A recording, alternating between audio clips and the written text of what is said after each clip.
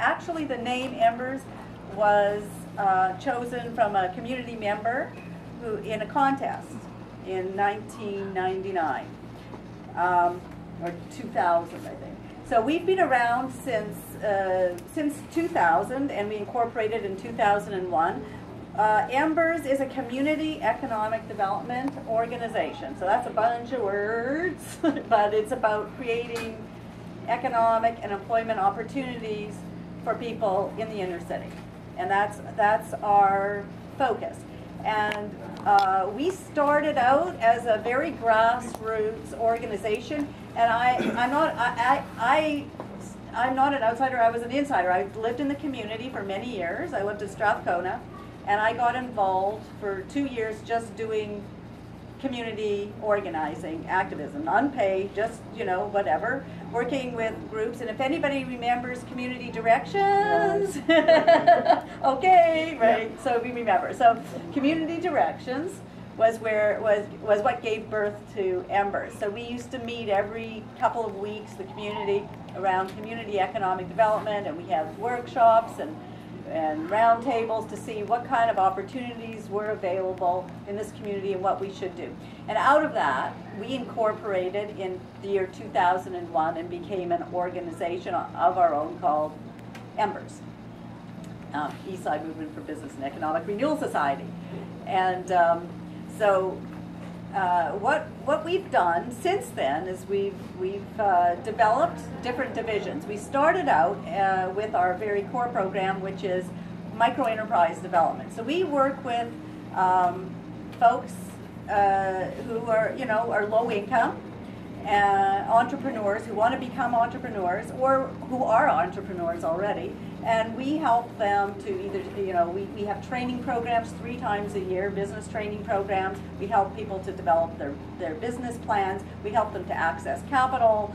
And we also have a program called Grow a Business for businesses that have been operating already, but they've hit a wall because it's really tough to be in business. So in the first few years, there's usually a struggle. So we also give consulting and coaching to that cohort as well.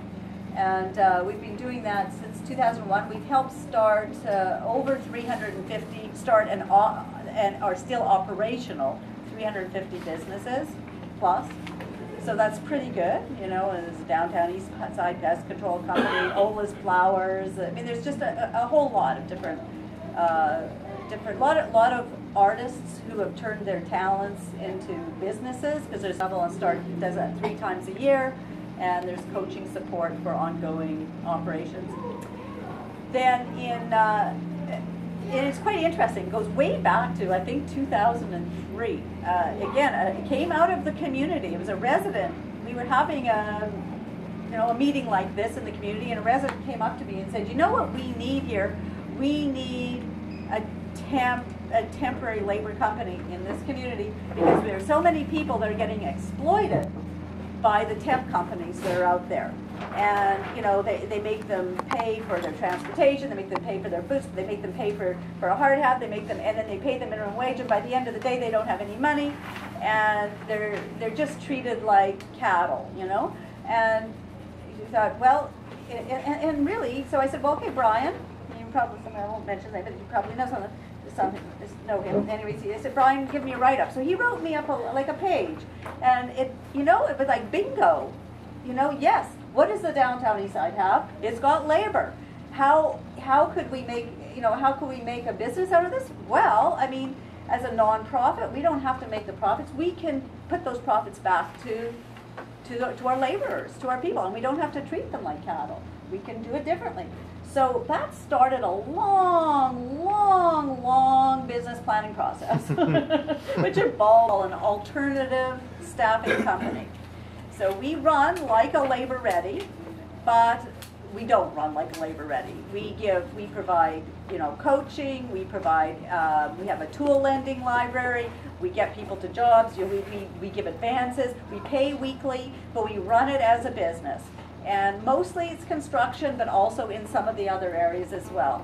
And we're really proud. So in 4 years, 4.5 years, 4 years, we we had employed 850 people, and we paid out about over $1 million into the hands of people just in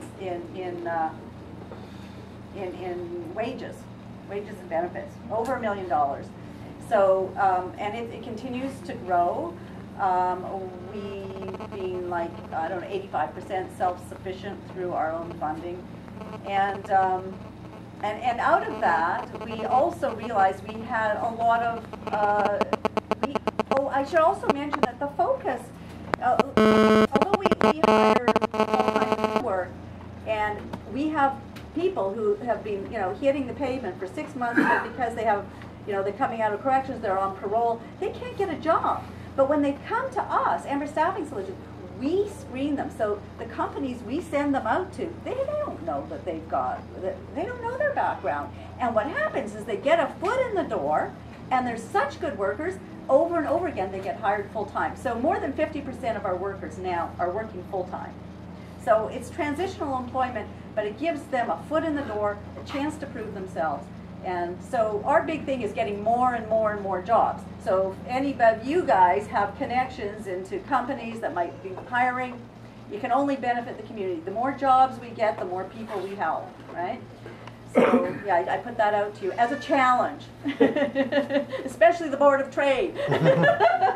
With the City of Vancouver, it started as a pilot project, was our second social enterprise, which is called Embers Green Renovations. So we run a renovations company now. And we started out doing, as a pilot project with the City of Vancouver, where we did weatherization. That means like draft proofing of homes in Vancouver. The City of Vancouver has a commitment to be the greenest city in the world by 2020. That is true. That's true. I'm not making that up. The greenest city in the world by 2020. So that means, there's a lot of action to be taken to make that happen. So part of that, and they would like to also have, a social component.